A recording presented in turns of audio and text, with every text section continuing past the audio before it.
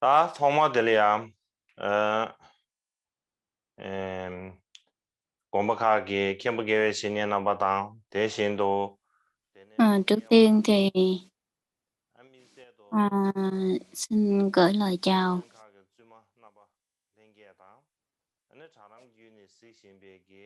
Trước tiên thì xin gửi lời chào thân thương tới quý tăng ni Phật tử ở các chùa và các vị đang nghe qua mạng.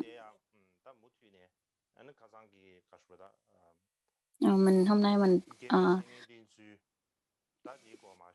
tiếp tục cái vấn đề mà nương tựa vào quy y cái bậc nương tựa bậc thầy như thế nào. Mình sẽ tiếp theo cái khổ thứ 3 của phần xưng tán. Là cái bài viết bởi ngài Samakuncho Yanlak. Câu kệ thứ 3 là những mục đích đời này và đời sau đều nhờ bậc thiện tri thức mà có.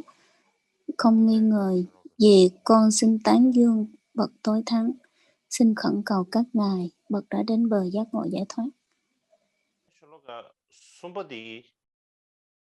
다 삽제의 경황도 세빙이나 제 샤망아보 군저 연락이 아는 담에 매기 천재기 낭더체나 안에 용진라마 là tin dư sẽ đi bरे. Cái câu khổ này trong cái bộ luận này thì nằm trong cái phần là cách nương tựa bậc thầy, cách thức nương tựa bậc thầy. Cái câu này có nghĩa là cái cách mà mình nương tựa bậc thầy, bậc thiện tri thức như thế nào, và cái con đường mình nương tựa nó như thế nào, và cái vị thầy này chân chính hay không. Cái vị thầy gọi là vị thầy chân chính đó. Mình phải khẩn cầu và khẩn cầu tới vị thầy của mình. Đây là một trong những cái phương pháp rất là quan trọng. Như hôm trước mình đã nói về cái bài của ngài Mikio Toche, ngài Mikio Toche có 4 vị thầy quan trọng nhất trong đời của mình. Là ngài có 4 vị thầy như ngài Sangye Nyingpa, vân vân. Trong này có về ngài Trashinamge, ngài Gensop Trashinamge. Trong 4 vị thầy này thì không có tên của ngài Gensop Trashinamge, nhưng mà trong cuộc đời của ngài, trong cuộc đời gọi là nhận diện thân thế sinh của ngài Karmapa thì ngài Trashinamge rất là quan trọng.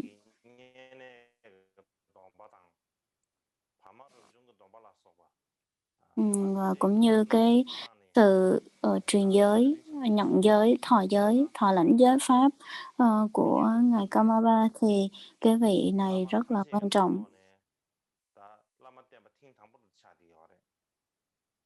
Và đây cũng là một cái vị thầy mà cuộc đời ngài là cái vị thầy đầu tiên mà vị thầy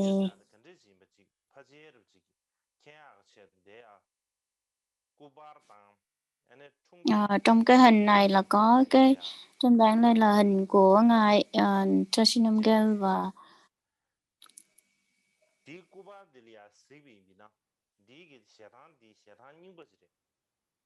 trên hình này là cái hình cũ. Hiện tại thì vẫn còn trong cái cung điện của chỗ ở của ngài Kensop Rinpoche.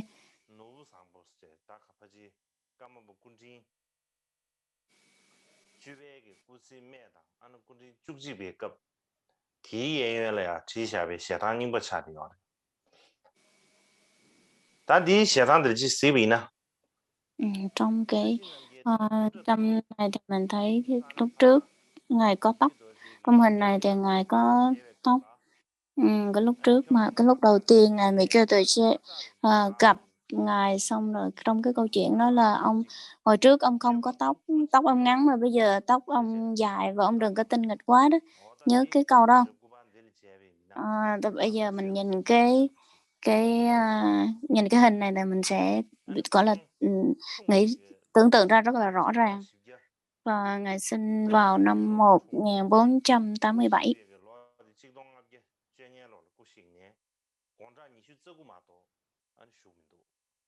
Và ngài thì tịch năm 1515. Ngài chỉ có 28 tuổi thôi. Và vị thầy thứ hai đây là thầy Sangye Nyemba, thầy thứ hai của ngài Mikyu Tuche.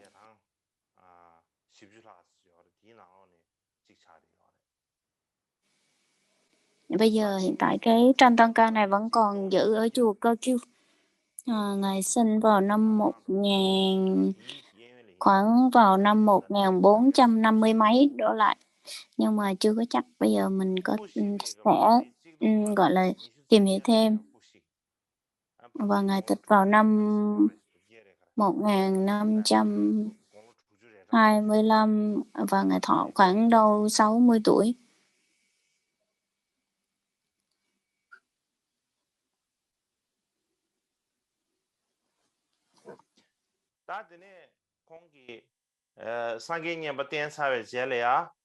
Và sau khi nương tựa bậc thầy Sangye Nyemba Rinpoche và vị thầy thứ ba đây là ngài Gumotashi Hose. Và nhưng mà cái tiểu sử khi nào ngài Dumotashi sinh ra và thị tịch vào năm nào thì vẫn chưa có cái tài liệu rõ ràng. Nhưng mà cái lúc mà ngài thị tịch thì khoảng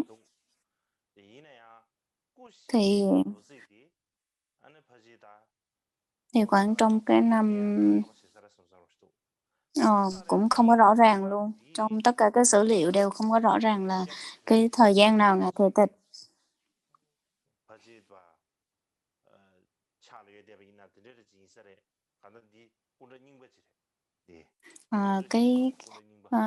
Cái hình mà mình thấy ở trong này đây là cái hình một trong hình cũ.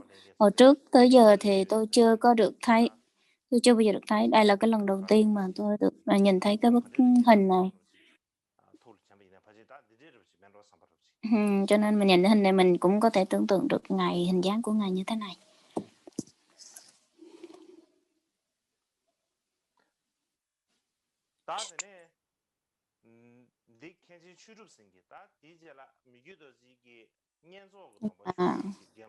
Và cái vị thầy này là vị thầy tên là Chödrup Singye. Đây là cái vị thầy mà đã truyền thọ giới cụ túc cho ngài Mikyo Tuche. Ngài sinh vào năm 1451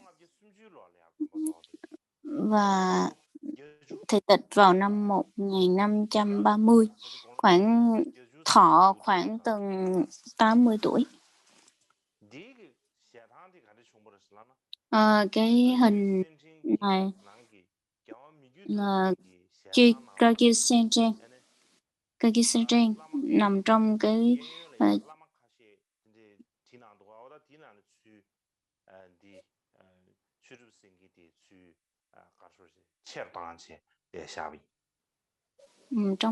nằm trong cái chùa nào đó quên rồi. Nãy ngài nói chắc lẽ là về một cái lỗi nào đó đã có sai một chút xíu.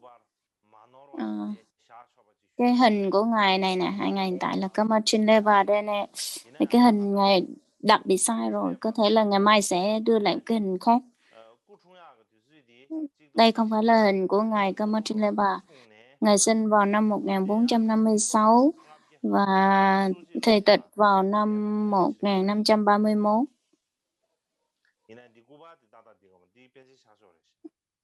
Nhưng cái hình này là không đúng nha. Mình xin lỗi tại vì cái hình đã để không đúng.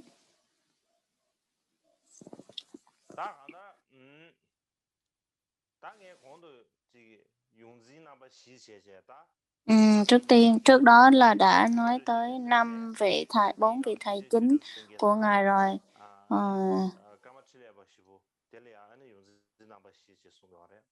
Sangye Nyamba Tubutashi này Kamochinleva. Và bên cạnh đó nói tới về kiến thức Tashinamgya.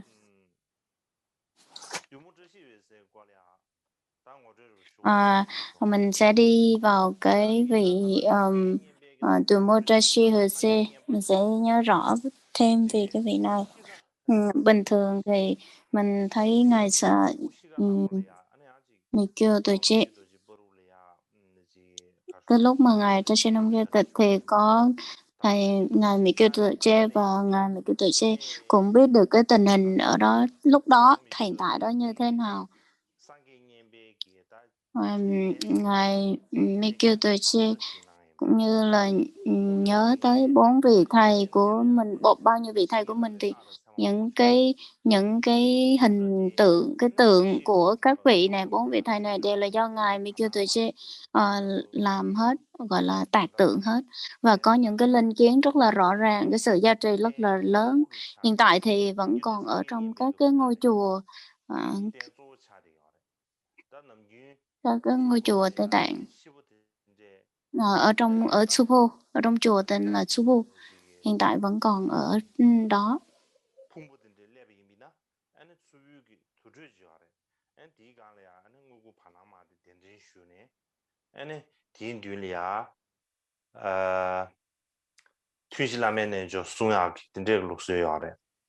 Và khi mà tạo xong cái tượng thì có những cái nghi lễ và những cái nghi lễ và những cái giống như là ở đó dân vùng đó có những vị không có, gọi là khi mình chết mà khó chết hay là gì đấy thì đi lên, gọi là đi gặp hoặc là đi đảnh lễ những cái tượng, hoặc là có những cái điều gì khó khăn mình đi đảnh lễ những cái tượng thì có những cái điểm rất là đặc biệt và những cái tướng rất là lạ. Và hôm nay mình không nói nhiều về vấn đề này. Nếu mà tương lai có thời gian thì mình sẽ nói tiếp.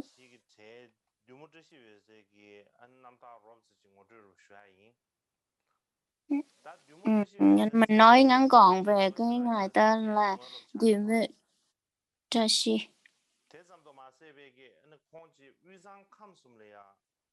Ngài sinh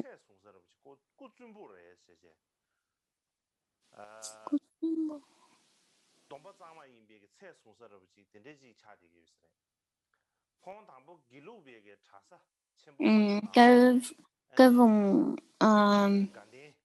ban đầu thì ngài có cái tên thông dụng là Dimitashi, và lúc đó ngài học ở cái chùa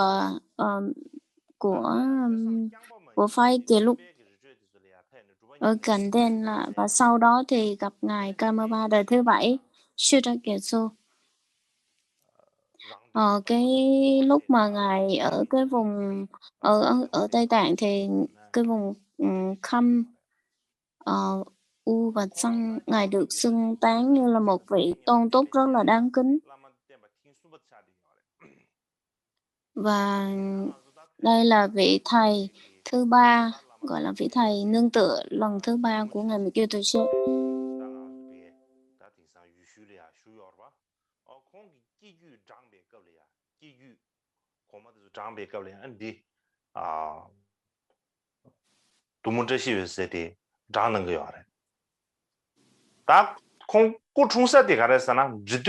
Ngài Tumotashi, ngài sinh ra ở cái vùng Trì Tự, và trong cái vùng này thì có 3 cái dòng họ lớn, Chấp, Tumo và Sel. Thì ngài là con của một vị trong cái dòng họ của Tumo, cho nên là ngài có cái tên là Tumotashi, cũng có thể như thế.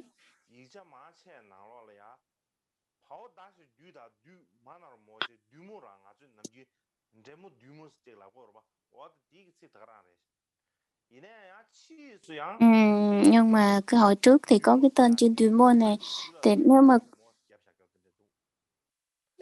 đồng âm khác nghĩa có Dumont, tức chữ trong tiếng Tây Tạng. Trong tiếng Tây Tạng nó tên là ma, ấm ma, trong gọi là trong các cái loại ma ấm á. Thì đây là một cái gọi là cái đánh vần không có cái từ, cái âm không có hay, cho nên người ta phát lại là cũng vẫn cái âm như vậy, nhưng mà người ta đổi lại là chữ đổi cái tướng của cái âm đó đi. Ngài thì không có bất cứ một cái tiểu sử cuộc đời giải thoát nào đặc biệt hết, không có được ghi lại.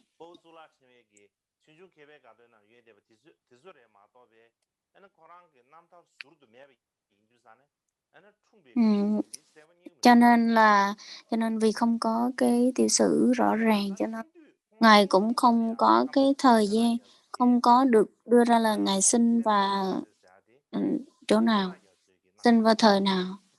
Nhưng mà cái tên, tuy mặc dù không có tiểu sử nhưng mà cái tên không được ghi lại, tiểu sử không được ghi lại, nhưng tên của Ngài là Rashi này là được Ngài Kiến Sắp đặt cho. Và khi mà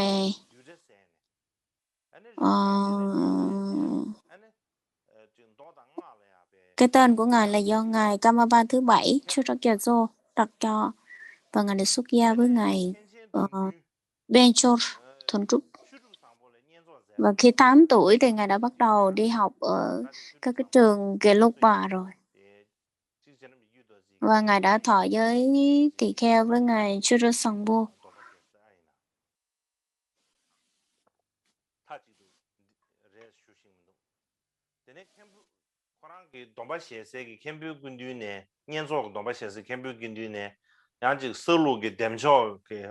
Và Ngài đã thọ giới tỳ kheo từ cái truyền thống của Khenpo Kundun. Và từ đó, từ Khenpo của mình thì Ngài đi về cái vùng quê của mình. Và từ cái vùng đó đi thì có hai hướng, một hướng Bắc và một hướng Nam. Hướng Bắc là đi về cái hướng của Ngài, và hướng Nam thì đi về hướng Kumbo. Thì Ngài đi về hướng Kumbo. Và tự đi về hướng Kumbo thì Ngài gặp Ngài Kamapa thứ 7 Churakyazo. Thì bình thường thì hồi còn nhỏ Ngài đã từng gặp Ngài Churakyazo rồi, nhưng mà khi mà lớn lên thì khi lớn lên thì đây là lần đầu tiên Ngài được gặp Ngài Churakyazo. Nhưng mà khi gặp Ngài thì khi mà gặp Ngài thì Ngài Churakyazo thì cái niềm tin của Ngài khởi lên cực kỳ mãnh liệt và từ bỏ, không có muốn về quê hương nữa.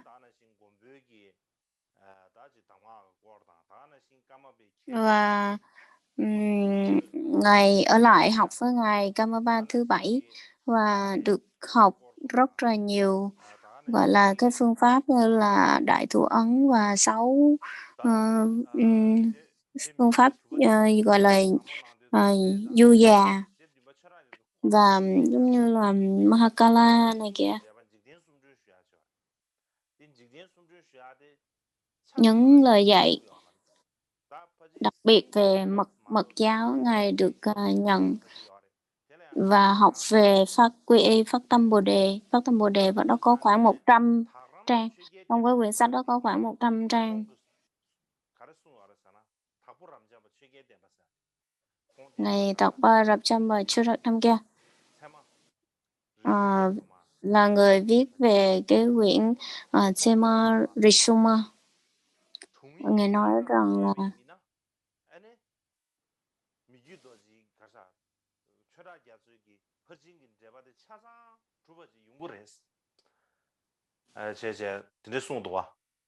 câu này nói nếu như là cái vị mà viết cái quyển này là Mikyo Tuổi Trẻ thì có lẽ là tất cả đều sẽ viết một cách rất là toàn thiện. Ý cái khổ này là như vậy.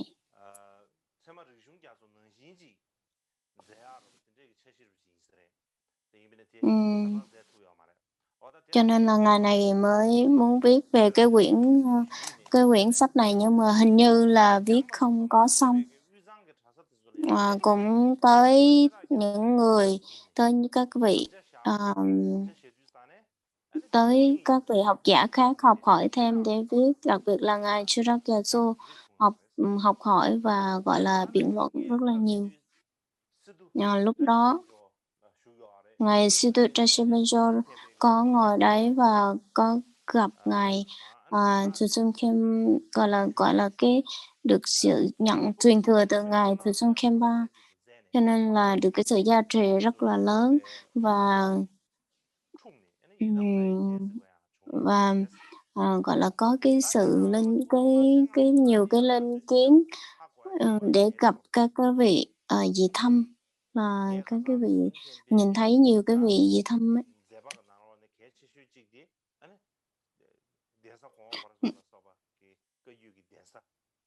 Trong bữa có nói tới ngài Tsusum Khenpa là nói tới 3 cái ngôi chùa lớn của ngài đó, thì một trong ngôi chùa lớn đó là tên là Thúc Thông Nga, là cái vùng này nè.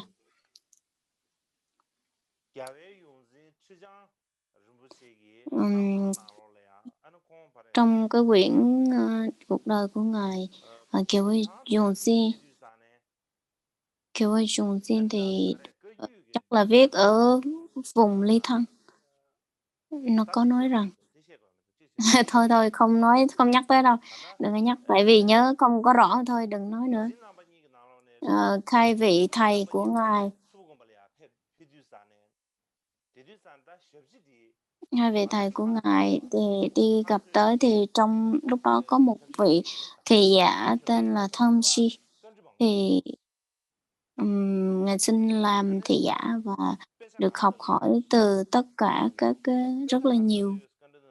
Cái vị thầy hỏi là đã học cái gì, hỏi là đã học được cái gì rồi, nhưng mà ông nói rất là nói rất là gọi là oai phong, là tôi đã học hết 12 bộ Mạng Thà La, đó là cái tên để mình nói, để mình là mình là đã học rất là nhiều rồi.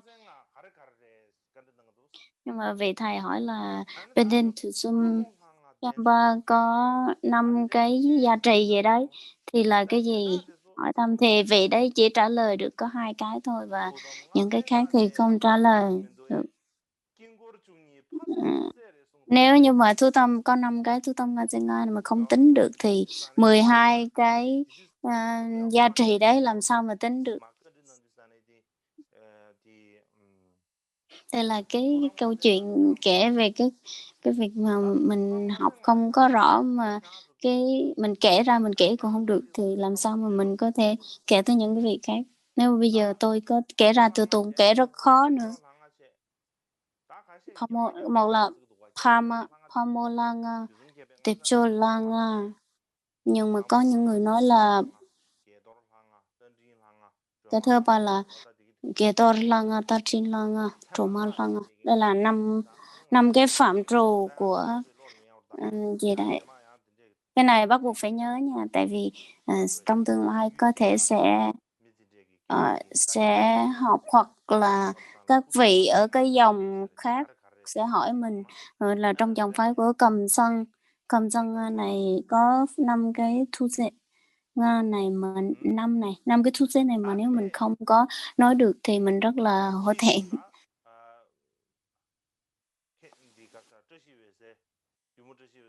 Sau này ngài Tashi Hose có gọi là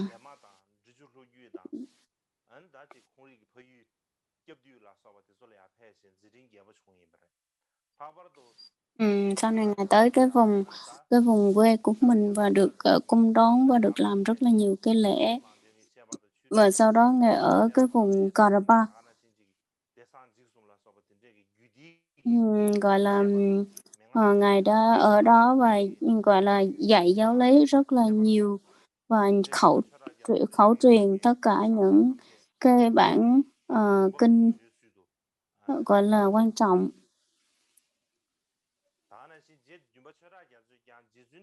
Ngài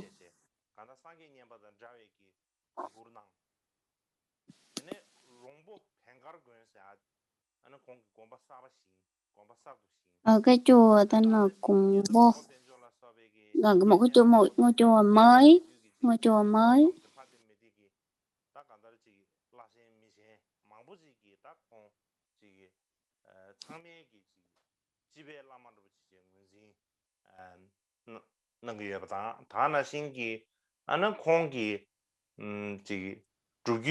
Và lúc đó Ngài cũng nhận được rất là nhiều cái sự gia trì vào cái quán đảnh, giống như những cái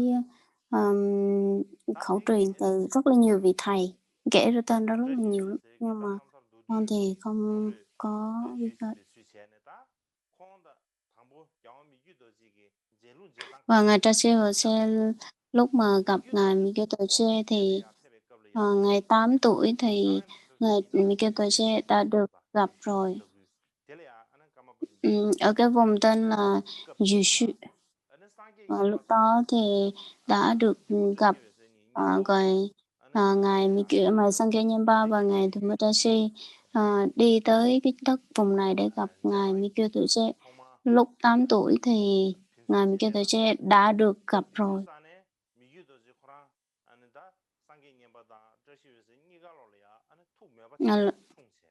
Lúc đó thì ngài Mikyo Tuche khởi ra một cái tính tâm rất là vững chãi, vững mạnh đối với hai cái vị thầy này. Ước gì mình có thể còn nương tựa hai cái vị bậc thầy này. Và sau đó khi ngài 15 tuổi, ngài Mikyo Tuche lên 15 tuổi thì có nói chuyện với các cái vị thị giả xung quanh mình để mà hỏi thăm nương tựa bậc thầy đó.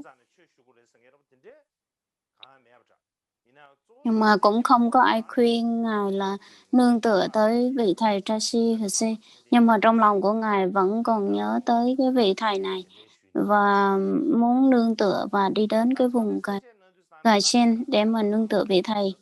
Và tới đó thì ngài viết về tới đó và học hỏi, đặc biệt là nhiều cái mật điển, bao gồm các cái bản mật điển gốc của các cái ngài, giống như là về mật điển rất là quan trọng, chẳng hạn như là Bảo Tánh Luận, rồi tư tưởng và thơ ca, vân vân. Tóm lại thì ngài đã nghiên cứu tất cả những cái sự gọi là các cái bộ luận và các cái truyền thống quan trọng, cái sự gọi là mật điển. Ngài nghiên cứu một cách rất là đầy đủ và bao quát.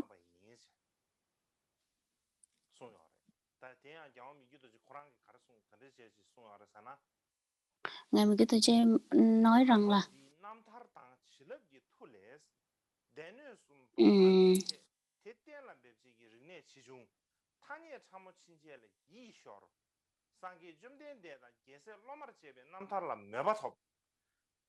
최기 롬보 로벤다 제벤 제발라 원서기 가와 세규게 라말라 쇠메기 무규 템바 징교 비와라 전배 고차 탄도 제수 지발라 라랭기 타진 니두긴 로알라 컨두기 텁주 랑도르기 내라 추메기 로밍 도나 템바 뒤징닝고 코요 단카르 심바디 제라만디 제수 소메 실럽 인체세 다 간다 đặc biệt là khi mà những người nào ý trong cái đoạn này nói là ngài đã có được cái sự hiểu biết về Phật pháp, hoặc là cái lúc mà học về các cái kinh điển và mật điển, và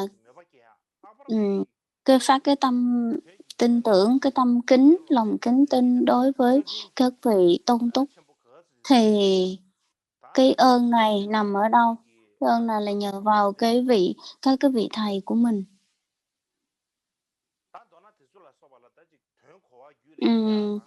Nói tóm lại thì đây là cái sự mà lĩnh hội Phật pháp thì là gọi là xin cảm ơn, gọi là nhớ ơn tới ngài Tashi Hosea. Và có lúc thì ngài mình kêu tuổi trẻ nghĩ rằng gọi là ngài Tracy Jose thấy được cái khổ của chúng sanh thì ngài cảm thấy rất là khổ ghê. Trong lòng mình cảm thấy cực kỳ đau khổ. Ngài mình kêu tuổi trẻ đã chứng kiến cái cảnh đó cho nên mới nghĩ rằng ôi đây là Quan Thế Âm Bồ Tát rồi chứ còn đâu nữa. Cho nên là từ đó ngài mình kêu tuổi trẻ cởi cái lòng tín tâm đối với thầy mình vô hạn.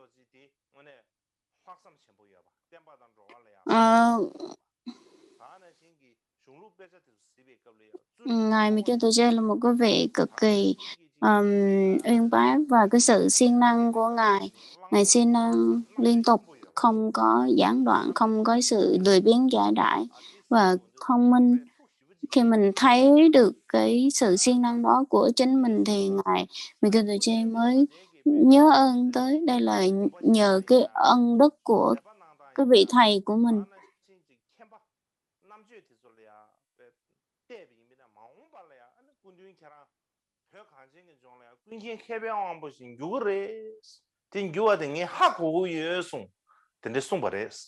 Và ngài Tracy mới nói rằng ngài Tracy mới nói trước ngài mình cái tuổi trẻ lần là nhìn thấy cái sự siêng năng của ông và miệt mài giỏi của ông thì trong tương lai ông sẽ trở thành một cái bậc đại học giả ở cái vùng đất tuyết này, và người ta coi đây giống như là một cái điều tiên tri đối với ngài mình kêu tuổi trẻ. Tại vì lúc đó ngài mình kêu tuổi trẻ còn rất là nhỏ mà được các vị thầy của mình nói như vậy là có như là một cái lời tiên tri vậy.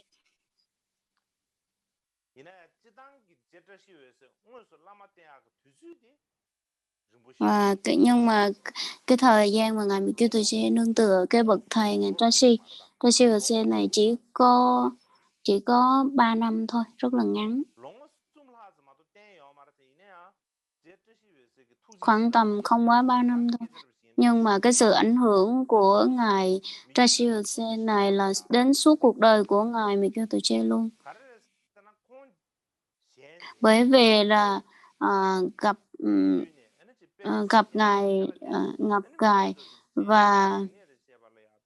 ngài và học tới với ngài tất cả các kinh điển, mật điển và các lĩnh vực về kiến thức. Ngài cảm thấy rất là đam mê về nó, đam mê về học thức này, và trong 12 năm và khoảng 12 năm liền ngài liên tục học và gọi là ngày đêm học và không cảm thấy mệt mỏi, và rất là ít ăn uống rất là ít, bởi vì ngài quan điểm rằng là ăn nhiều thì sẽ có nhiều cái đàm và chứng khí, cho nên là ngài rất là ít ăn, ngài ăn rất là ít. Nó làm cho mình ngủ nhiều cho nên ngài ăn rất là ít.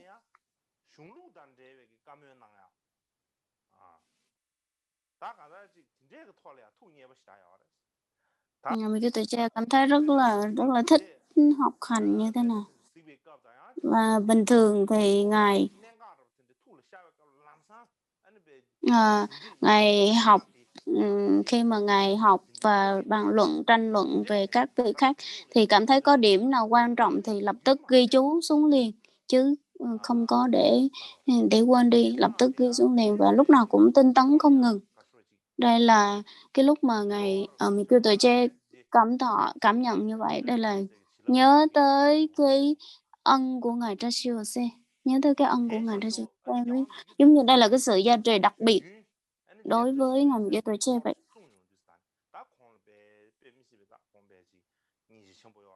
Bất cứ khi nào mà ngài mình kêu tuổi trẻ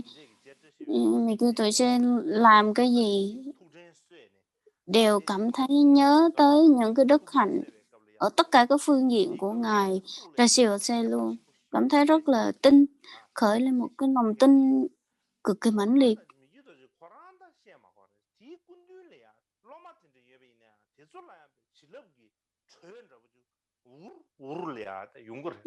Và cảm thấy đông người khi mà ở trong gọi là cái đồ chúng ở trong bên cạnh thì cảm thấy được nhận cái sự gia trì rất là mạnh của ngài, cảm nhận cái luồng khí gia trì nó mạnh, giống như mình đang ở gần cái lò sưởi vậy, cái luồng khí nóng á, nó đi vào như vậy. Tóm lại thì ngài Karmapa đời thứ 8 Mikyu Tuje trong cái bản của ngài cuộc đời giải thoát của ngài Sankhya thì cái vị này có hai quyển truyền giải thoát lực, và trong này có một cái bản nói rằng là tôi đã gặp đạo sư Jimmy Jose, người đặc biệt, một người rất là đặc biệt, và đã nuôi dưỡng cái đức hạnh của con người tôi, cho tôi một cái sự hiểu biết toàn diện. Câu này nói rằng là ngài Tumotashi đã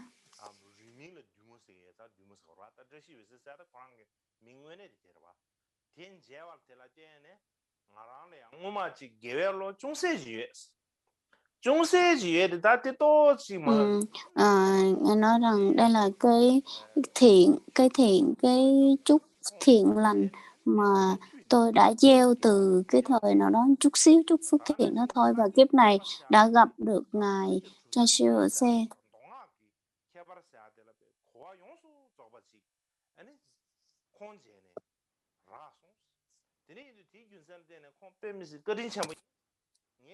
Và khi em đã gặp các ngài như vậy, bây giờ con đã gặp các ngài như vậy, tôi cảm thấy rất là gọi là nhớ ơn và tri ân các ngài. Chẳng hạn nếu như mà ví như là cái cơ thể của mình được cắt thành nhỏ, được gọi là giã nhuyễn thành những cái hạt cát nhỏ nhỏ đi, rồi làm thành màn Đà La cúng dường các ngài, vẫn chưa trả hết cái ơn đó nữa. Đây là cái phần của ngài thầy Tashi C. Tiếp theo là vị thầy của ngài Mikyu Tuje. Thêm một thầy nữa là tên là Churup Sengye. Ngài Churup Sengye chủ yếu là sau 4 vị thì vị này là lý do gì? Là cái nơi mà ngài Mikyu Tuje đã thọ giới của túc, họ truyền thọ giới của túc, và cũng có học một chút ít về với ngài Churup Sengye. Ngài này ngài Churup Sengye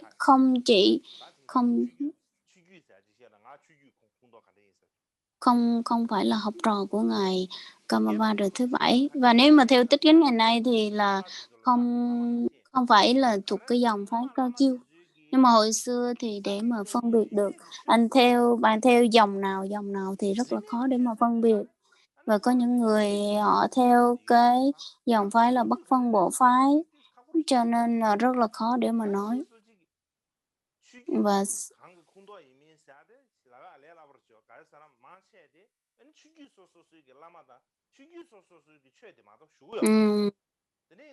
hồi xưa thì mình chỉ theo cái vị thầy của mình, hoặc là theo cái vị bây giờ thì mình chỉ theo cái vị thầy của mình, hoặc là mình thọ giới với vị thầy này, thì mình nói là mình theo cái dòng này thì dễ, chứ hồi xưa thì cực kỳ khó.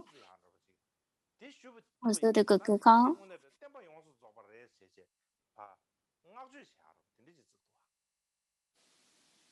xưa thì mình quy y, hoặc là mình nương tựa cái bậc thầy nào mà chân chính thì là cái sự tán dương rất là lớn. Ngài không thể là dòng dõi Kagyu, nhưng mà ngài đã truyền giới thọ giới cụ túc, cho ngài Mikyu Tuje. Đây là cái giới tỳ kheo, là cái giới cao nhất trong của chư tăng ni.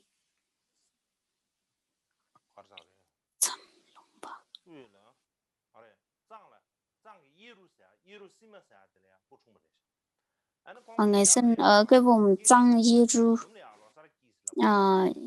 Cha của ngài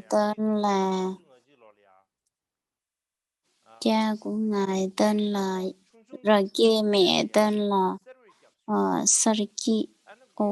Ngài sinh vào năm 1451 và cái sinh đó, tới lúc Ngài sinh ra thì mưa đá rất là lớn. Và 5 tuổi thì Ngài bắt đầu học viết với chú của Ngài. Và 8 tuổi thì bắt đầu học nhiều về, gọi là, mật điển và các cái câu thần chú. Và thấy Ngài biết được rất là nhiều, biết được nhiều như vậy thì các cái vị ở vùng quê đó, dân làng mới mời Ngài về đi cúng, thỉnh Ngài cúng cái này, cúng cái kia. Hồi xưa thì nếu mà bị ma quỷ phá hoại thì mời cúng cái nghêu quỷ như là Mã Đầu Minh Vương hoặc này kia. Cho nên là lúc đó Ngài có những cái được dạy và học về những cái câu chú này thì mọi người thỉnh Ngài làm lễ rất là nhiều. Và trong vào tuổi 14 tuổi thì Ngài thọ giới sa di từ Ngài Rập Cham Singh. Và cái vị năm xê, cái vị thần hộ pháp năm xê là cái vị thần hộ pháp đặc biệt của vị Singh này. Cho nên là Ngài đã nhận cái quán đảnh và lễ gia trì của vị ở sông năm xê này. Và 18 tuổi thì năm 18 tuổi thì Ngài thọ giới cụ túc.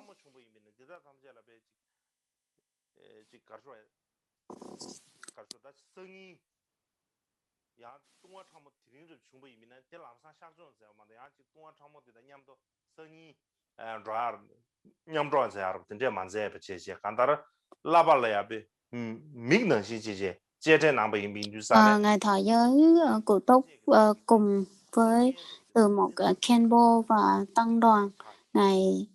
Ngài cảm thấy giống như là sau khi mà mình thọ giới thì giống như là mình con mắt của mình được mở ra giữa ban ngày, còn trước kia thì giống như là con mắt mình nhắm vào ban đêm vậy. Và vào lúc 21 tuổi thì Ngài tới cái tu viện Penden Sangbuk. Cái tên Sangbuk có nghĩa là Sangpur, có nghĩa đây là Sangpur, đây là cái trường học đầu tiên của Tây Tạng, giống như là cái trường học Nalanda Đà đầu tiên của Tây Tạng, đây là Sangpur. Bây giờ thì chỉ nhắc lại thôi chứ còn không còn cái sự hoành tráng như hồi xưa nữa. Và hiện tại cũng không còn nữa, không có cái tình hình, cũng không biết tình hình như thế nào nữa. Tới cái vùng Sangpur này thì tới cái chùa tên là Penden Sangpur được giảng dạy và gọi là biện luận rất là nhiều, cũng như là gọi là bàn học hỏi giữa các vị với nhau. Và lúc 25 tuổi thì học về Bát Nhã Ba La Mật Đa Tâm Kinh, rồi 5 Bộ Luận của Bồ Tát Di Lặc, Thượng Thừa và Hạ Đạo, những cái bản về trung luận và nhập trung luận. Lúc mà hồi xưa thì có cái phong tục là ngồi gọi là tranh biện đó, nhiều người tranh biện với nhau, nhưng mà Ngài thì không có thích nhiều, bởi vì Ngài nói đây là nó liên quan tới cái việc là danh lợi, cho nên Ngài không có thích bởi vì có cái sự gọi là tranh biện giữa trường này với trường kia đấy, thì Ngài không có thích lắm. Bởi vì nếu như mà mình thắng trong những cái cuộc tranh biện đó thì mình sẽ nổi tiếng và mọi người tán dương mình, cho nên là nó sẽ ảnh hưởng, gọi là nó sẽ làm cho mình bị bám chấp vào cái danh tiếng, cho nên Ngài không có thích lắm. Vào khoảng 30 tuổi thì Ngài tới cái vùng Phật Tru. Ngài đi tới cái vùng là Sopadeshi. Cái vùng này là có một cái chùa chuyên gia là hành trì giới luật cực kỳ nghiêm minh, là bốn cái chùa tên là có 4 cái chùa, cái vùng này nè có 4 cái chùa.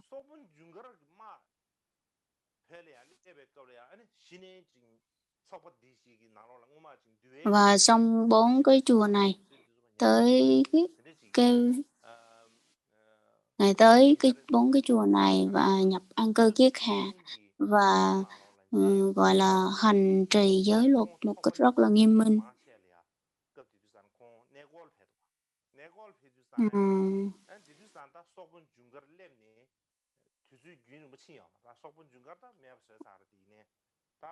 Trong bây giờ thì không còn nữa, nhưng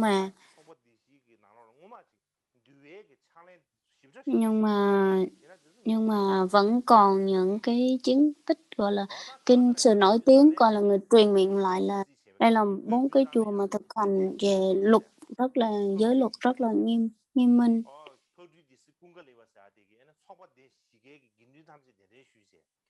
Và ngày tới cái vùng đó ở An Cư Kiết Hạ thì các cái vị ở vùng xe thân tới và khoảng 100.000 chư tăng tới, và lúc đó ngài truyền về kinh điển và mật điển giống như bây giờ trong thời kỳ An Cư Kiết Hạ mà được thuyết pháp vậy đó, thì khoảng thời gian đó ngài đã làm như vậy và rất là nhiều người tán dương ngài.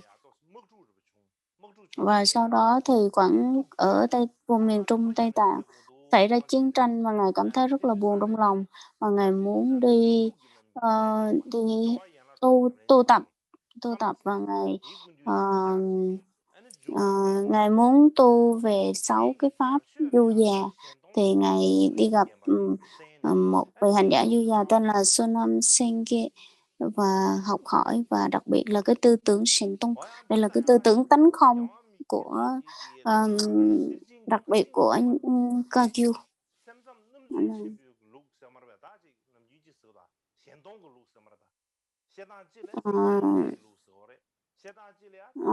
Cái phái này thì hay nói rằng cái tư tưởng này là một là Shin Tung hay là Shin Tâm Nam Kyu.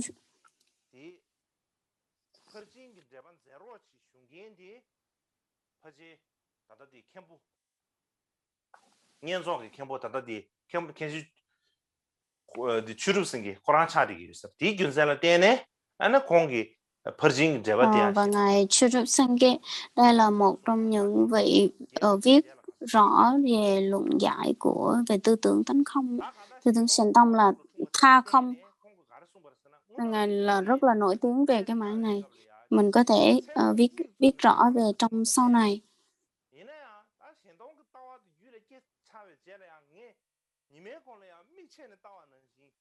Ngài ví giống như là khi mà ngài ví rằng là ngài biết rõ cái tư tưởng tánh không này thì giống như là con mắt mà mở vào ban ngày, mình được mở mắt vào ban ngày, ý nói mình thấy rất là rõ ràng vậy đó.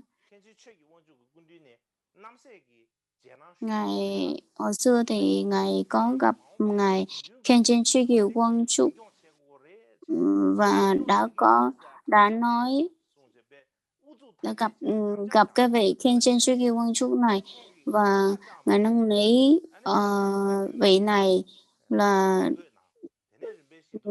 gọi là trông coi cái tu viện, và ngài đã hứa rồi, cho nên là bây giờ không có đi đâu được hết. Mà mới đầu thì ngài làm gọi là là cái vị giám luật rồi thôi, trông coi tăng chúng thôi. Sau này thì ngài trở thành trụ trì và trở thành cái vị lãnh đạo tinh thần của cái vùng Soke này luôn.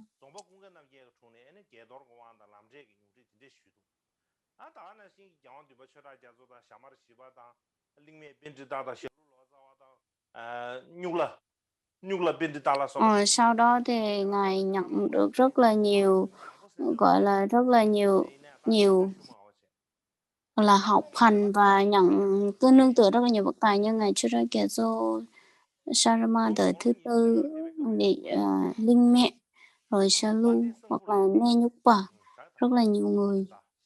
Vâng, gọi là được nghiên cứu rất là nhiều kinh điển và mật điển từ rất là nhiều cái lĩnh vực kiến thức. Vào ngày 20 lúc mà ngài 25 tuổi thì ngài đã viết một cái bản văn về, Bát Nhã. Hồi xưa thì, hồi xưa truyền thống thì khi mà một vị thầy dạy thì sẽ chỉ có một vị đúng là bên cạnh để mà giải quyết những cái thắc mắc cho vị thầy đó nữa.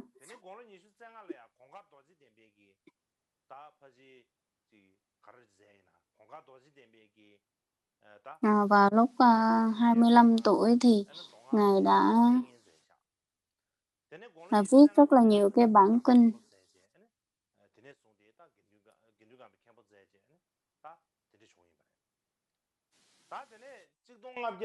Mà là ngày 25 tuổi ngài cũng làm Khenpo cho rất là nhiều vị tăng.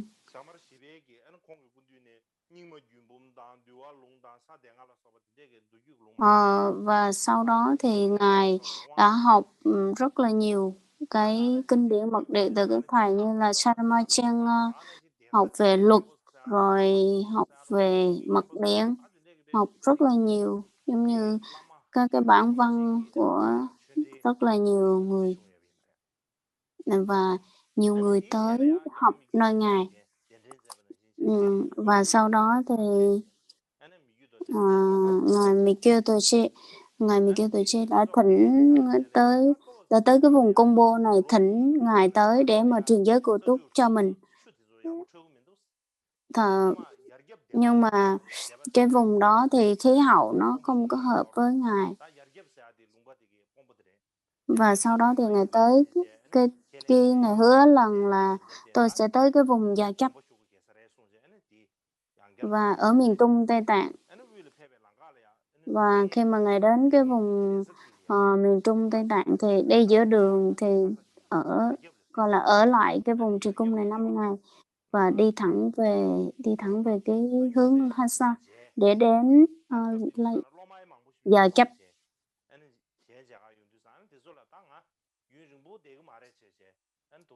Lúc đó thì ngài nói rằng là ngài sẽ không còn sống được bao lâu nữa. Ngài đã nói như vậy. Và lúc vào ngày 7 tháng 6 thì ngài tịch. Nhưng mà trước khi tịch thì ngài có nói một cái câu rằng là tôi sẽ ra đi, hãy trải cái thảm cho tôi. Và mọi người xung quanh đó thì nói rằng nếu mà ngài thì tịch thì con sẽ nương tựa vào ai. Chư tăng xung quanh đó thỉnh ý ngài như vậy.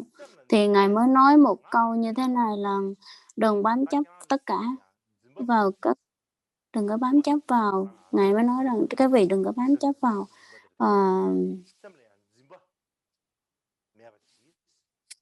đừng có bám chấp vào, bởi vì tôi và các vị sẽ không bao giờ tách rời.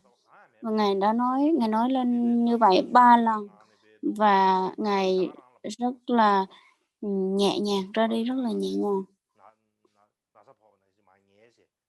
Ngài không có bệnh tật kè và đi rất là nhẹ nhàng và ngồi với tư thế kiết già.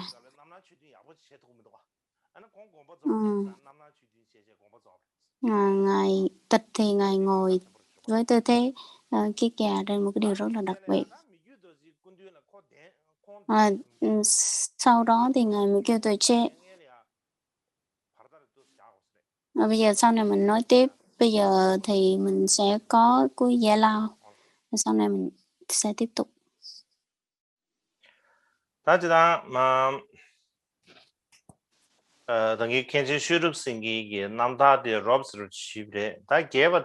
Nãy mình nói ngắn gọn về cái cuộc đời tiểu sử ngắn gọn của ngài Shurup Singye.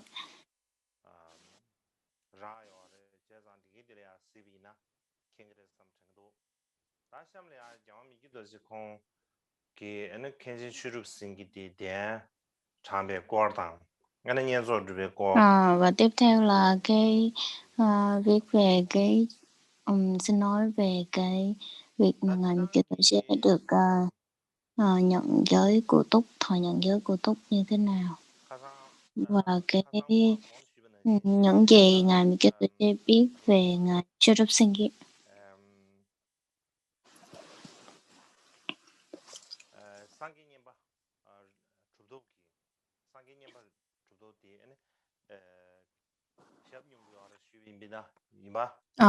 Hồi trước mình có nói là Ngài Sangye Nyamba bị đau cái chân á, nhớ không? Nên là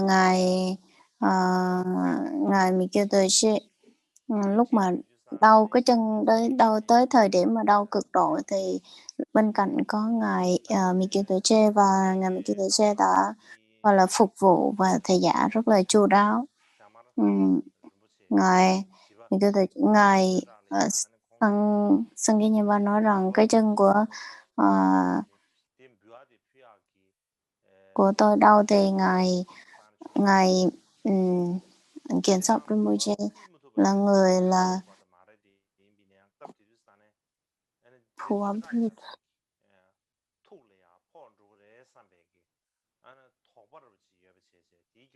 và ngài Churak, ngài thứ tư, ngài Kiền Sop Rinpoche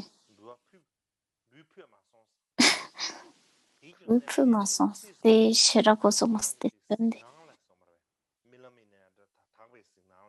và lúc đó thì ngài nghĩ tới ngài Choragyatso, thì ngài mới gọi là trong cái linh kiến thì đã thấy ngài Samachinwa, và lúc nào cũng thấy được là ngài đau cái chân hết đó. Cho nên ngài Samarinpoche mới nói là đây là một cái linh kiến không tốt về cái vị Sangye Nyamba. Cho nên là ngài Mikitoche mới cảm thấy đây là cái cơ hội để mà mình được gọi là được học hỏi thời giới với ngài Kiệt Tuyên, với ngài Kiệt Tuyên không. Nhưng mà ngài Mikitoche mới nói rằng là nói với thầy của mình là nếu như mà ngài nói bất cứ một cái gì thì con sẽ thực hành theo như vậy. Và ngài Sangye Nyamba mới nói rằng là hãy đi đến cái vùng Khăm.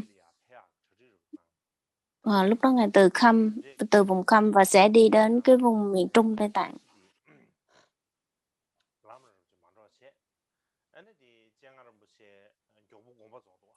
Ngài Chiang Rinpoche lúc đó thì rất là nhanh, thì tịch một cách rất là nhanh. Khi mà ngài tịch rồi thì các cái chư tăng ở cái vùng Karape đi tới đó để đảnh lễ cái nhục thân của ngài thì rất là khó. Cho nên là ngài Mikitoche cũng không có cơ hội để mà được thọ giới với ngài Chiang, thì mới đi thỉnh một vị khác để mà được thọ giới. Thì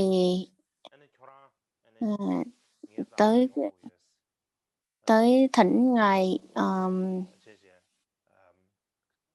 Kamachinleva, thì trong lúc đó mới viết một cái lá thư để gửi tới ngài Kamachinleva, gửi một cái lá thư là thỉnh ý rằng là nên thỉnh ai để mà làm hòa thượng đằng đầu để mà thọ giới của túc cho ngài, truyền giới của túc cho ngài Mikitoche.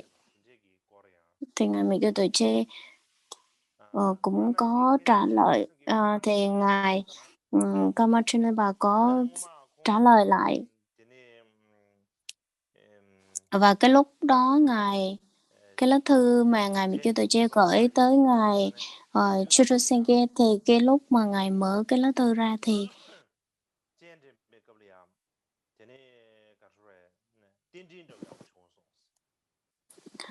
lúc đó thì tôi mới thấy được là cái điểm, có những cái điểm gọi là cái nhân duyên từ trước ấy.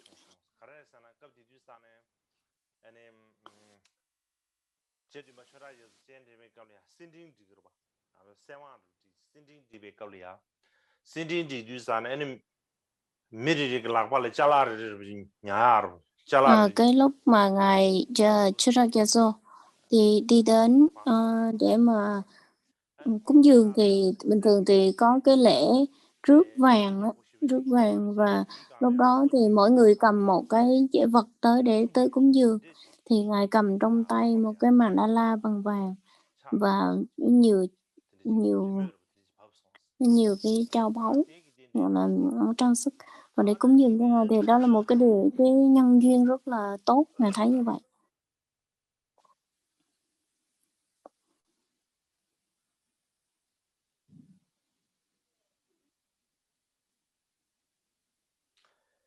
묘아 피웨 갑리야 아니 trashi taki 예베기 아니 땡킵 더지 피아기 아니 묘아 피두산에 한 바운드 거와 디두산에 콘 trashi taki Cái lúc mà cúng dường đó thì có nhiều cái cúng dường rất là nhiều cái remote.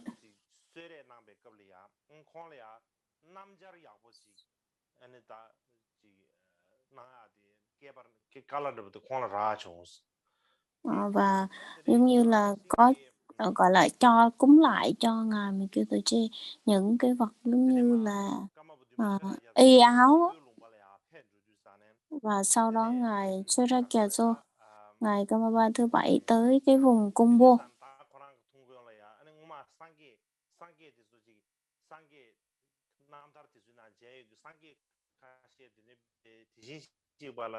sema torne sema yorba dali soagi sema yorba sema torne ene semje chebe lu yudu gongche ene và cái thời xưa thì chư Phật cũng giống như là cũng có rải những hạt đậu để làm chiếc tường, thì các vị làm y chang như vậy để mà cúng dường và ban phước lại cho ngài kêu tôi chứ. Đây là những cái nhân duyên tốt, cho nên là hôm nay tôi gặp ngài mình kêu tôi chứ và đã làm những cái gọi là những cái pháp như thế này. Đây là một cái việc, đây là cái duyên lành, cái duyên rất là lành.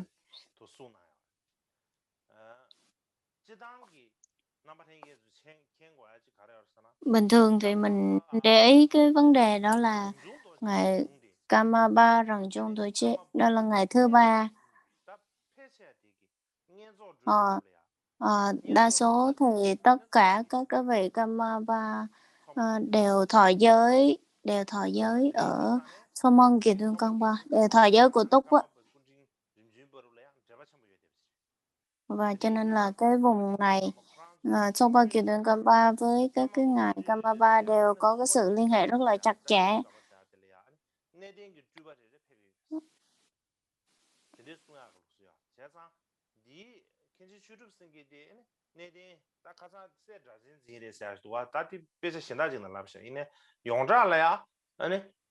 내린 연락 주고 주바랬어. 나도 내린 주로는 내린 당부도 내린 연락 주고 봐. 내린 연락 주고 주바래서 아직 고 용자로 치스.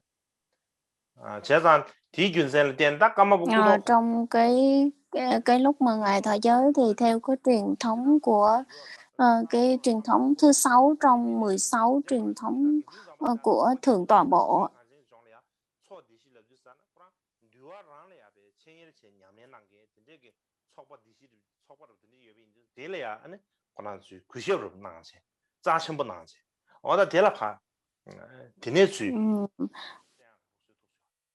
Và có những cái cách nói gọi là sử liệu hoặc là những truyền miệng rất là nhiều cái câu chuyện về các ngài.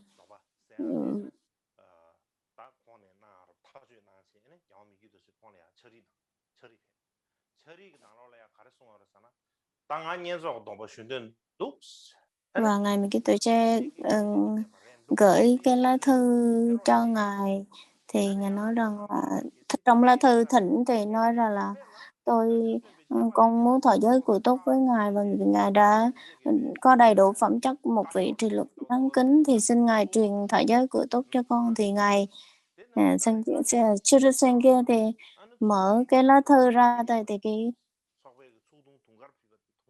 thì cái lúc đó cũng nghe một cái tiếng là tù và được thổi vào, thì Ngài rất là vui mừng và nghĩ rằng là một cái điềm rất là lành.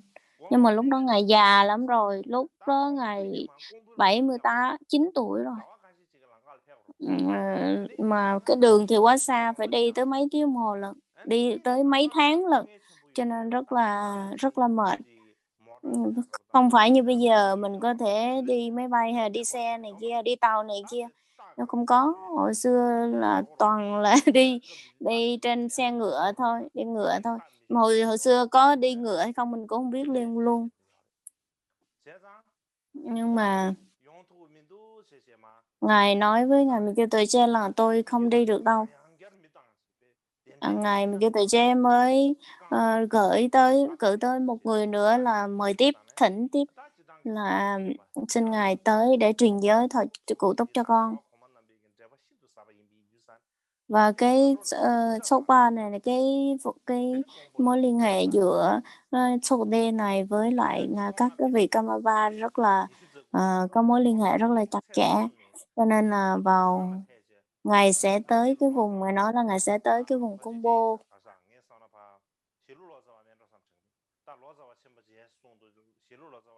Vào ngày mùng 3 tháng 9 thì Ngài đến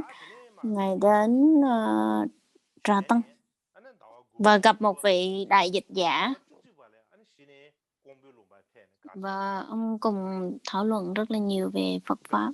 Và sau đó thì cuối cùng thì cũng tới được cái vùng Gaichi vào tháng 11 mà cùng cái lúc đó luôn. Và đã gặp được Mikio Tochi. Và lúc đó thì Ngài mệt quá thì nghỉ ngơi. Và sau khi truyền giới xong thì vào ngày 23 thì Ngài thị tịch, cũng như là mệt mỏi thì thị tịch. Và vào ngày hôm đó thì có rất là nhiều mưa hoa và cầu vồng rực rỡ, bầu trời rất là quang đãng xuất hiện.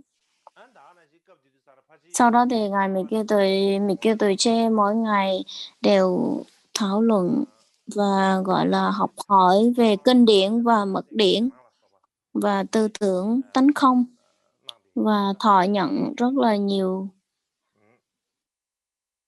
Và sau đó thì Ngài Mikio Toche cũng ban rất là nhiều quán đảnh và truyền giáo cho tăng chúng. Và từ cái câu chuyện của Ngài, cuộc đời của Ngài Mikio Toche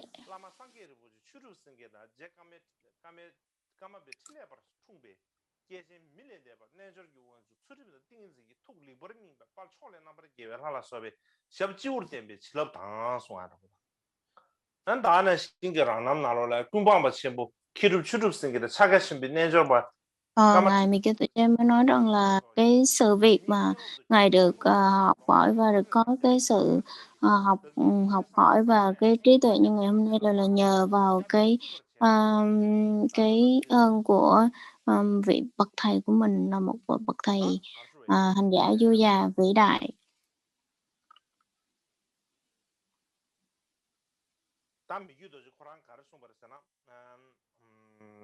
Ngài Mikio Toche nói rằng là tôi đã thọ nhận giới cụ túc từ tăng đoàn và bao gồm cả hành giả, học giả và thiền giả.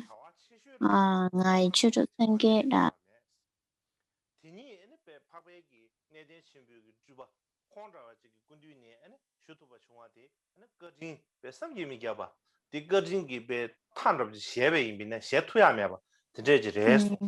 cái công đức của vị thầy của mình và cái sự giá trị của vị thầy mình là vô lượng,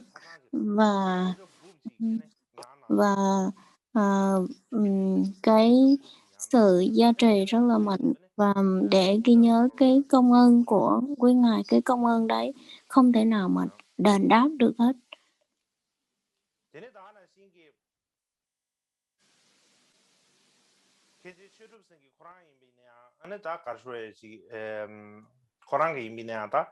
Chuduk Sangye cũng nói rằng là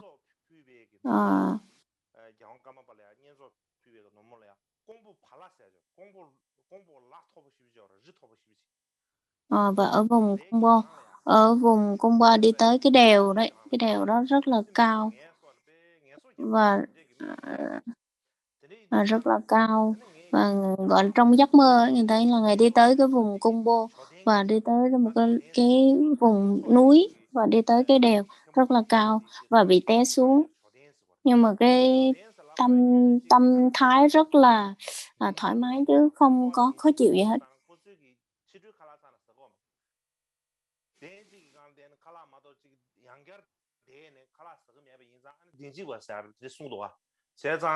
Và hồi xưa thì các ngài không có ăn chiều, chỉ ăn có một bữa trưa thôi. Và ngài nói rằng là tôi đã ăn Samba rồi. Cái đoạn này cũng không hiểu lắm.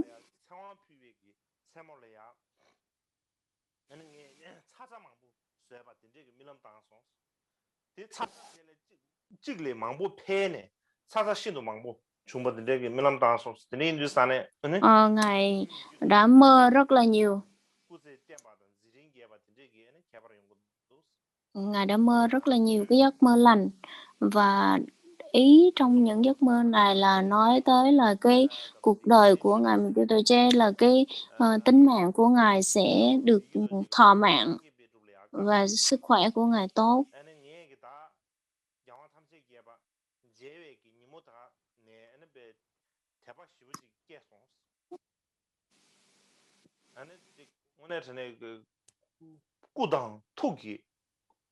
송기 봐 깨자 송다래 다 하나씩 공부 시다래 되게 될래야 직 가르쳐야지 착당기 뭐매 봐 진짜기 배 가르쳐야지 진짜기 넘버로 총송스 다 하나씩 가면 나네 최기 내가 돼서 và có những cái linh kiến đặc biệt, và cái khi mà nói chuyện thì gọi là đa số là nói vào những cái điểm chính mà thôi.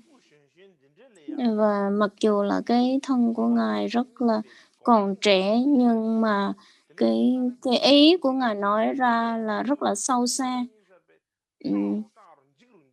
Và mỗi ngày đều nói vào những cái điểm chính yếu, những cái điểm trọng yếu của cốt lõi của đạo Phật không à. So với những người bình thường thì đảm bảo sẽ không có những cái tư tưởng như vậy được, không có suy nghĩ như vậy được. Cho nên là cuộc đời nói về cái tiểu sử của ngài Kamaba thì nếu mà ông viết được thì là một cái điều rất là tốt. Sau đó thì chính vì những cái lý do như vậy nên là ngài được xưng tán rất là nhiều. Sử là viết như vậy.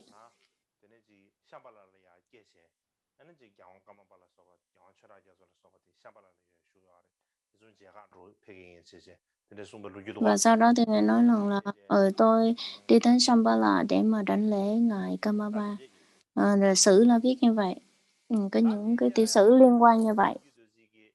Và tiếp theo thì sau cái 4 vị thầy chính thì có thêm một vị thầy là có một vị nữa là một vị tên là Kamachileba. Ngài sinh ở cái vùng Thạc Vô ở Trục Đắc. Ngài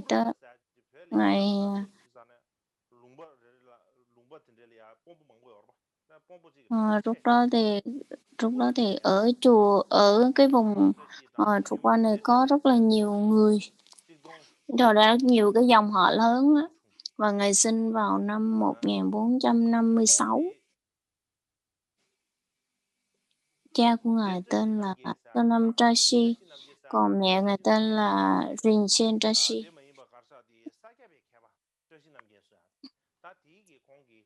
Ngài là cháu trai của một vị Trashi Namgyal, là một cái vị ở phái Sakyapa. Lúc nhỏ thì ngài học y học vào cái gọi là học y học với bên cái khoa Changsur, và đa số là cái phần Suru này là chủ yếu là được truyền bởi Kamakakyu. Sungkar là hai cái chi nhánh trong y học ạ.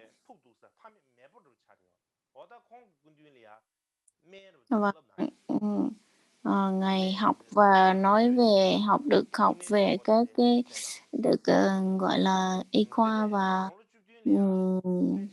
học về về tán tụng. Và năm 17 tuổi thì Ngài năm 17 tuổi thì Ngài xuất gia, và năm 37 tuổi thì Ngài truyền giới, Ngài được thọ giới của tốt từ Ngài Sarima Chura.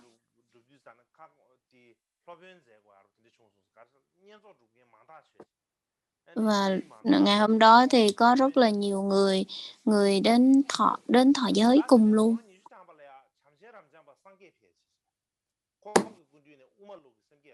Năm 20 tuổi thì Ngài thọ giới Bồ Tát, và theo cái truyền thống của Sangye Pila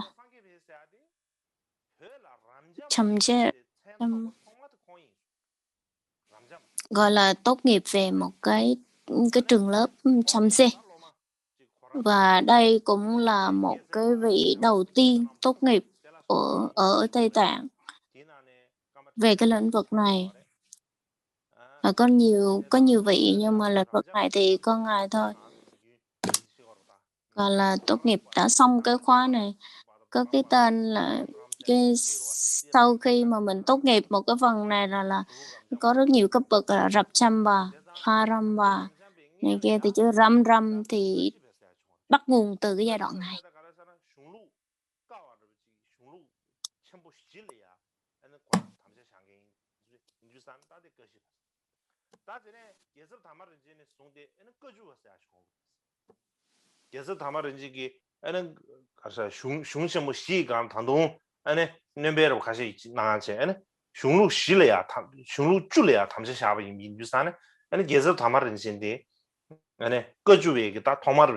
Thầy đang kể chuyện rất là dài, con bắt không kịp thì thông cảm, xin lỗi.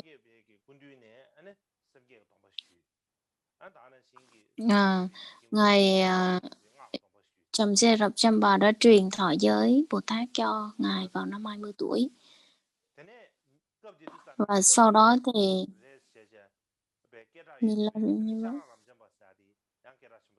và tiếp theo trong đó 2 năm thì Ngài gọi là có những cái cấp bậc ấy, gọi là được đi học, có những cái bằng, như mình nghĩ là có những cái bằng gọi là Rập Chamba khác.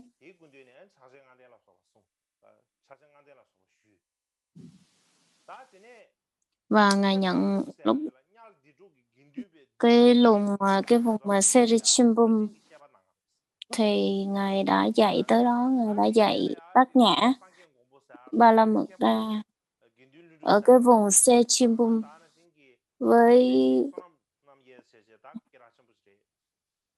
Trong đó thì có rất là nhiều cái vị học giả nổi tiếng khác nhau, là gọi là với cái sự tụ họp của hơn 700 tăng chúng lần.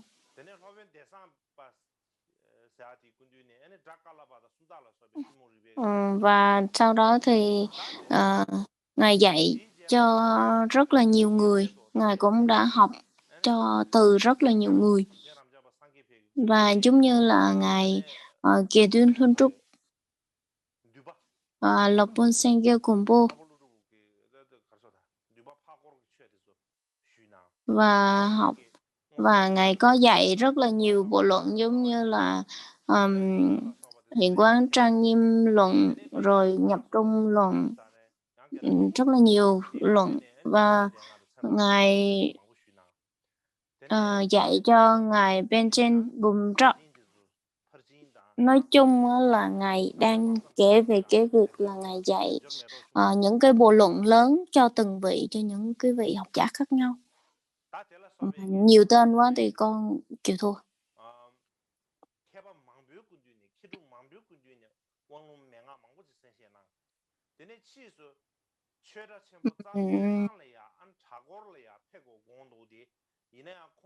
Và sau đó thì Ngài tới cái vùng Trề Sân, và sau sẽ tới lại cái vùng Kethel và nghiên cứu rất là nhiều cái hệ thống gọi là cư dân.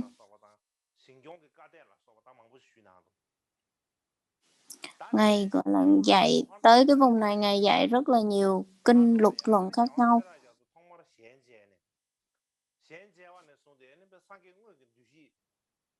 Và tới đó Ngài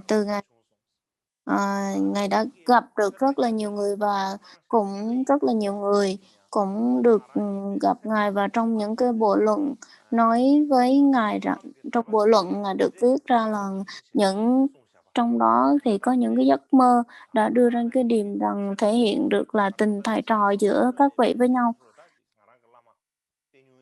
Và trong nhiều đời nhiều kiếp đã là thầy của tôi rồi, và gọi là dạy về cái việc là kinh, cái pháp hành về kinh mạch trung ương. Và nếu như Ngài nói rằng nếu như mà tôi sẽ gọi là kế thừa cái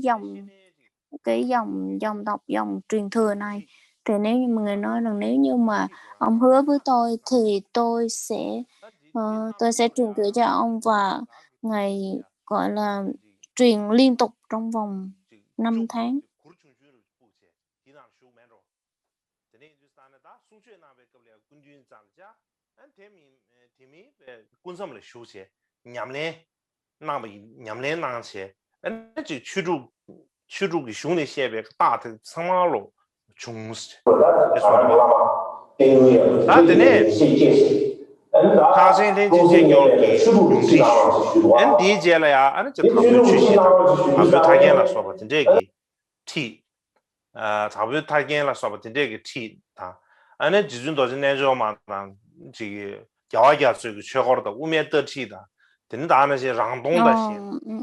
Ngài đang kể là Ngài sẽ dạy, Ngài đang kể là vị này đang dạy cho những người nào và những cái bộ luận nào. Con không thể kể hết đâu, nhưng mà cái đại ý Ngài đang nói hiện tại nó là như vậy. Và có những cái bộ luận Ngài truyền liên tục 5 lần. Và những bộ luận của Ngài rằng chúng tôi che đời thứ 3 thì Ngài đã truyền và học truyền cho rất nhiều người về quán đảnh và khẩu truyền rất là nhiều.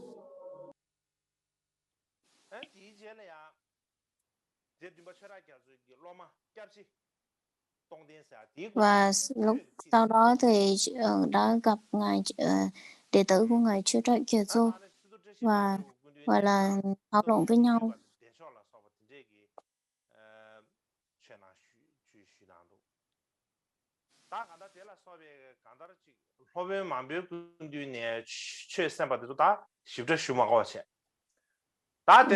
Mình cũng không đi sâu vào những cái vấn đề như thế này, nhưng mà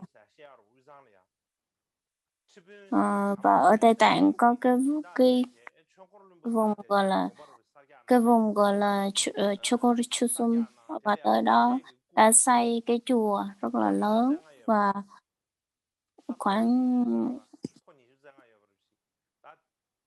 có cái tượng Phật lớn khoảng chừng này, là xây dựng cái tượng lớn khoảng chừng này chắc tạng quá. Cái đoạn này rất là khó nghe và con nghe cũng không nổi, cho nên là các vị thông cảm với con nha.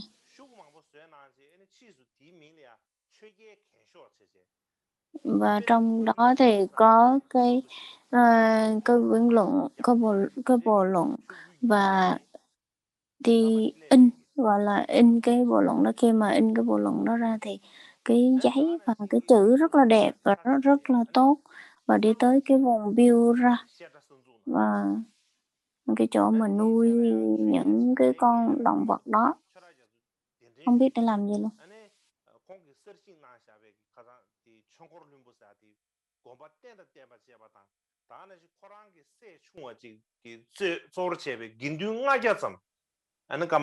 Sau đó thì Ngài tới Choge Chaba cung cấp cho Đức Kamaba thứ 7 một cái tu viện tên là Chokolobu,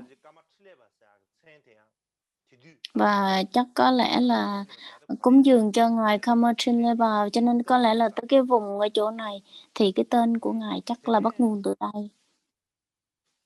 Và vì ngài làm cái trụ trì chỗ này, trụ trì chỗ cái chùa này, cho nên là cái tên của ngài được đặt theo cái địa danh với cái chùa chỗ này luôn.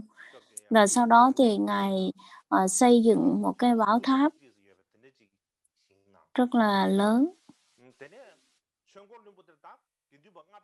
Và tới cái vùng Choco này thì có 500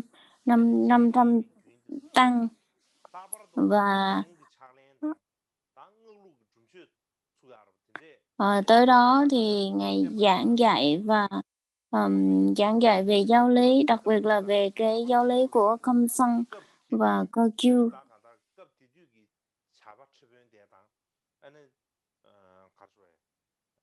Và lúc đó thì người ta nói rằng dưới sự chỉ dẫn của Chapa thì cái sự ảnh hưởng, có cái sự ảnh hưởng rất là nhiều. Và sau đó ngài cúng dường cái Chokolobo này cho ngài khi mà xây dựng, khi mà xây dựng tốt, gọi là trùng tu tốt và làm cho cái tu viện này được hưng thịnh, thì ngài bắt đầu cúng dường lại cho ngài ngài Kamaba thứ 7. Cái vị Tashi Nam Kêu này là đệ tử của ngài Kamaba thứ 7 này, gọi là có rất là nhiều cái cách kiểm nghiệm khác nhau rất là lạ. Trong đó có nói như vậy.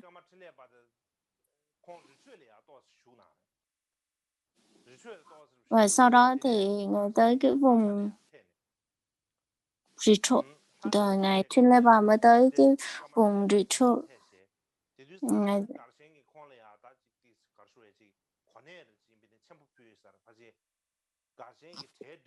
Ngài tới cái vùng Gachen, thì từ cái Gachen thì mới xây dựng một cái tre ở cái vùng đó. Và lúc đó thì ngài ở Kamakakyu có một cái ngôi chùa tên là Kamadrasang, bây giờ vẫn còn cái ngôi chùa đó ở cái vùng đó luôn. Cái chùa này thì gọi là thỉnh cái vị này làm trụ trì, hay là thỉnh làm thầy á, làm lama.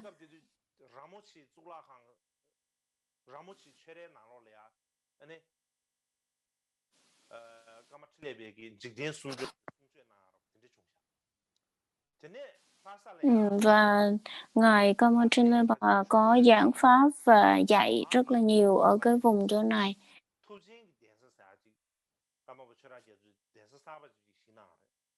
Và sau đó ngài Kamachirajaso cũng xây thêm vài cái tu viện lớn ở đó nữa. Và ở như quý vị biết thì cái vùng Lhasa thì có rất là nhiều chùa, chùa Bông, Toàn Tên.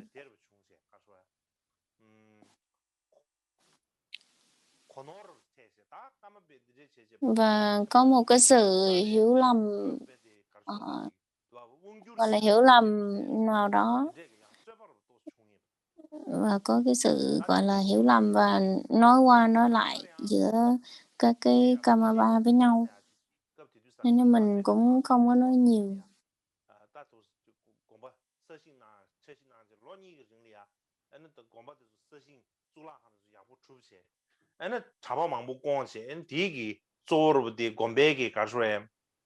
Và ngài cũng sau đó thì ngài cũng tập hợp và gọi là rất là nhiều tăng chúng, và cái sự việc gọi là hoàng hóa của ngài cũng rất là hưng thịnh ở đây.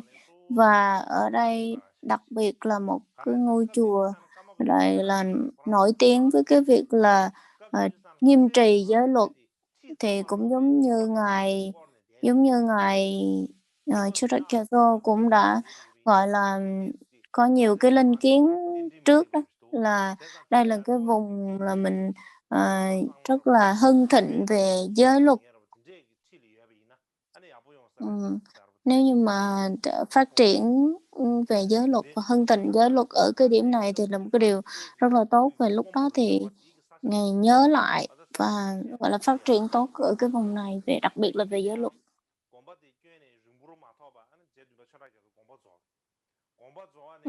Nhưng mà sau đó thì Ngài Kamama thứ bảy Serakezo Ngài thị tịch và cái chùa này nó trở thành không có vị nào trụ trì luôn.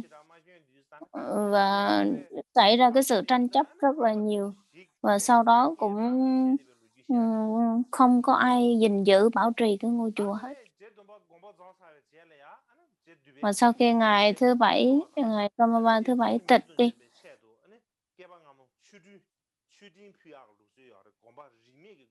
và để cho cái việc mà tìm cái thân tái sinh của ngài Surajazo đời thứ bảy, ngày thứ bảy này nè, ngày Kamama thứ bảy Surajazo này có cái sự cúng dường, cũng là cái phong tục ấy, là phải cúng dường cái này, cúng dường cái kia, và dâng chỗ này, dâng chỗ kia. Và trong đó thì cúng dường muối ăn á, bởi vì muối rất là quan trọng cho nên là cúng dường muối ăn. Và cũng tới 2.000 cái cà rá bự, thực bự, nhưng mà không biết nó bự cái nào. Cúng dường như vậy.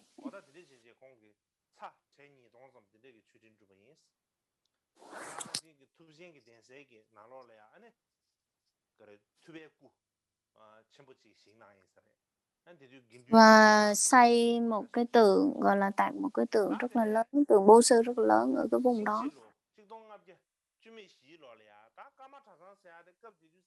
Và vào năm 1504 ở cái vùng Kama Trầm Sân này thì cái chùa xây dựng cái chùa tên là Uker Michelin.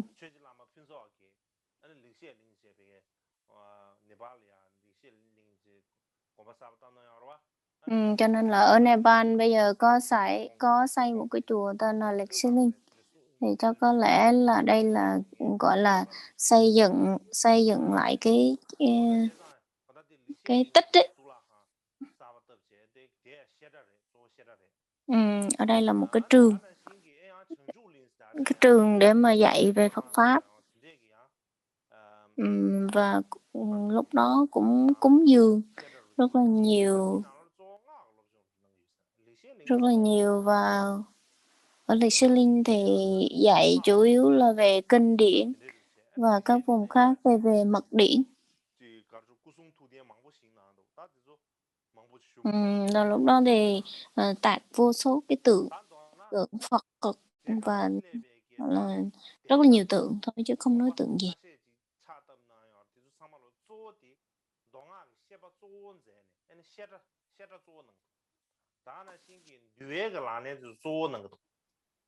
Và cái chùa này đặc biệt là vào năm 1527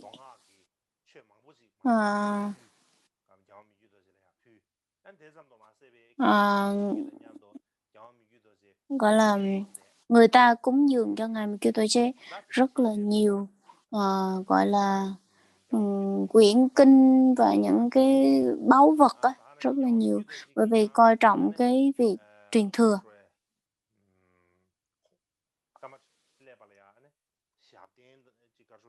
Và ngài Kamachalimba ngài gọi là cúng dường và gửi tới những cái lời xưng tán đến ngài Kamachalimba.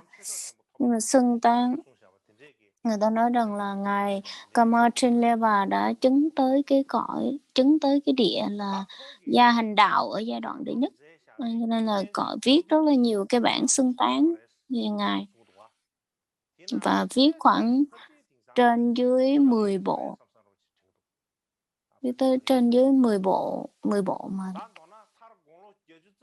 Và bây giờ thì mình sẽ cũng không rất là khó để mà có được những cái địa đó. Và sau đó thì ngài tịch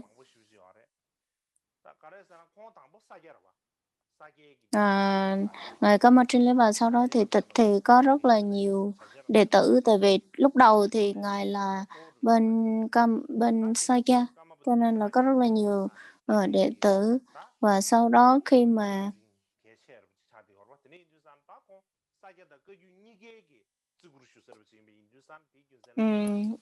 sau khi mà ngài làm đệ tử của ngài Chorakyatso thì ngài trở thành cây kiêu bà, và ở đó ngài có rất là nhiều đệ tử với nhau, có rất là nhiều đệ tử, cho nên khi mà ngài tịch thì rất là nhiều đệ tử từ hai tông phái đi đến đánh lễ ngài, và phần khác thì xin sẽ nói vào ngày mai. Tôi phải suy nghĩ thêm, bởi vì mấy ngày hôm nay cũng nghĩ nhiều, cho nên là cái bộ não chắc nó làm việc cũng không tốt. Ngày hôm nay cảm thấy hơi mệt, chắc là có thể là hơi mệt hay sao mà cảm thấy cái đầu óc mình nó không có linh hoạt cho lắm. Cho nên hôm nay mình sẽ kết thúc ở đây, và ngày mai sẽ nói về cái việc mà Kamachinleva, và trong tương lai thì mình sẽ nói về cái việc mà cái dòng Kama sẽ viết về cái dòng Kama này, gọi là dịch về văn học như thế nào. Như vậy thôi. Tôi hơi lo lắng là chúng ta đã học được 7 ngày rồi mà mới chỉ có xong có 3 cổ thơ thôi.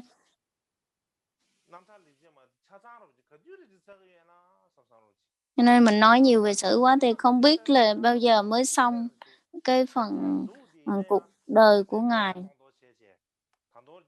Chắc cũng hơi lo, nhưng mà tôi giả vờ rằng là thoải mái vậy thôi. Chứ nếu như mà thể hiện ra cái mặt lo quá thì nó sẽ gọi là chướng ngại cho cái việc mà mình giải pháp.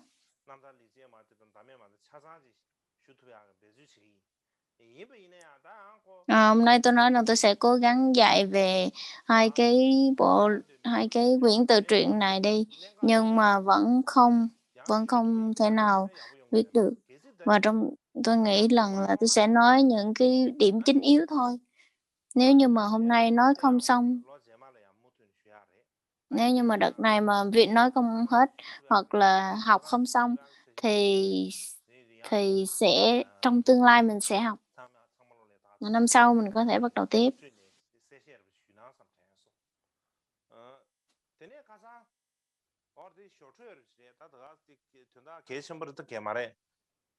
Có một cái điểm ngoại lệ là hôm qua một ngày nọ tôi kể cái chuyện mà hồi nhỏ tôi gặp cái vị quán chúng đó đấy.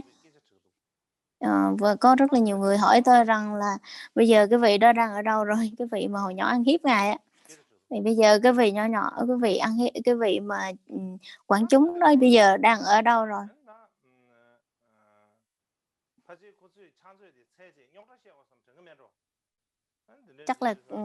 Chắc là mọi người hỏi tôi cái vị này ở đâu để mà chắc là gây rắc rối cho vị đó đó, nhưng mà tôi trả lời rằng là vị đó tịch rồi.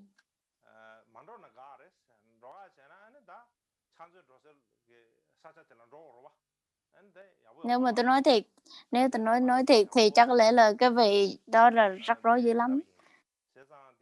Tôi đã trả lời các vị ấy như vậy.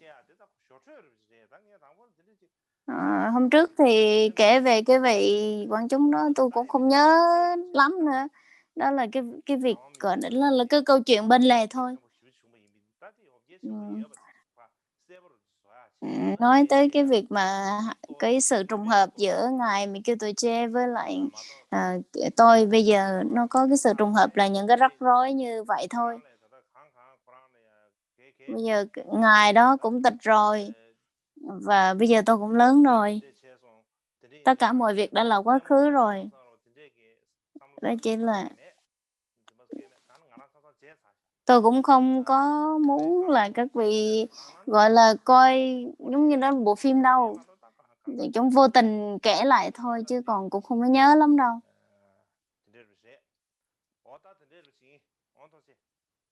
Cho nên như vậy đấy. Xin cảm ơn tất cả quý vị. Xin hồi hướng